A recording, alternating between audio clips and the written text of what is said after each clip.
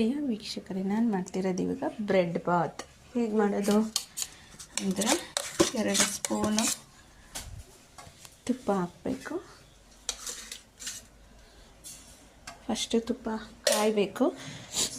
ತುಪ್ಪ ಕಾದ್ಮೇಲೆ ಅದಕ್ಕೆ ನಾವು ಅರಿಶಿನ, ಉಪ್ಪು, ಶುಂಠಿ ಬೆಳ್ಳುಳ್ಳಿ ಪೇಸ್ಟು ಜಜ್ಜಿಟ್ಕೊಂಡಿದ್ದೀನಿ, ಮತ್ತು ಸೋಂಕಾಳು, ಚಕ್ಕೆ, ಹಸಿಮೆಣಸಿನಕಾಯಿ, ಕಡಲೆ ಬೀಜ, ಸ್ವಲ್ಪ ಒಂದು ಅರ್ಧ ಸ್ಪೂನಷ್ಟು ಗರಂ ಮಸಾಲ, ಕರಿಬೇವು, ಈರುಳ್ಳಿ.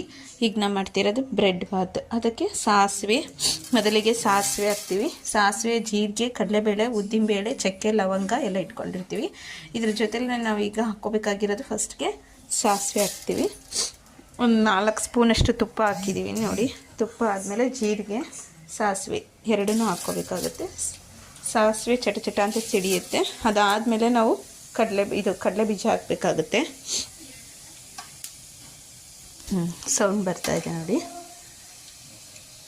ಸಾಸಿವೆ ಚಿಟ್ಕೋವರೆಗೂ ಹಾಕೋಂಗಿರಲ್ಲ ಕಡಲೆ ಬೀಜನ. ನಾನು ಸ್ವಲ್ಪ ದೊಡ್ಡ ಪಾತ್ರೆ ಇಟ್ಟಿದ್ದೀನಿ. ಮಕ್ಳಿಗೆ ತುಂಬ ಇಷ್ಟ ಆಗುತ್ತೆ ಈ ಥರ ಮಾಡಿ ಬ್ರೆಡ್ ಬಾತ್ ಅಂತ. ಸೌಂಡ್ ಬಂತು. ಸಾಸಿವೆ ಚಿಟ್ಕೋವಾಗ ಮುಖಕ್ಕೆಲ್ಲ ಸಿಡಿಯುತ್ತೆ. ಅದಕ್ಕೆ ನೀವು ಬೇಕಾದ್ರೆ ಒಂದು ಪ್ಲೇಟ್ ಮುಚ್ಬೋದು. ಈ ಥರ ಮುಚ್ಕೊಂಡು ಇದು ಮಾಡ್ಕೋಬೋದು. ಈ ಥರ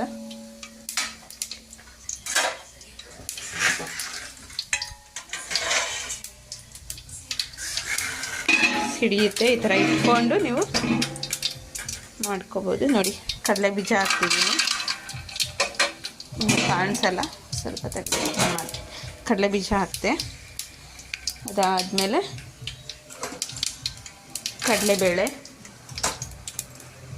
ಅದು ತದನಂತರ ಉದ್ದಿನಬೇಳೆ ಎಲ್ಲ ಹಾಕಿ ಸ್ವಲ್ಪ ಹುರಿಬೇಕು. ತುಪ್ಪದಲ್ಲಿ ಹುರ್ಕೋಬೇಕು.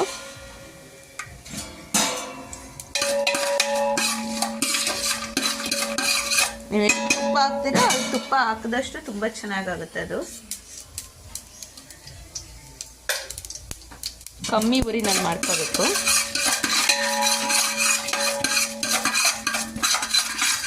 ಜಾಸ್ತಿ ಉರಿ ಆದರೆ ಚೆನ್ನಾಗಿರಲ್ಲ, ಅಷ್ಟಾಗಿ ಸೀದಾಗುತ್ತೆ. ಜಿಂಜರ್ ಗಾರ್ಲಿಕ್ ಪೇಸ್ಟು,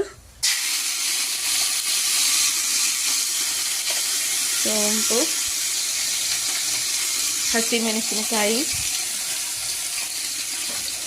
ಕರಿಬೇವು,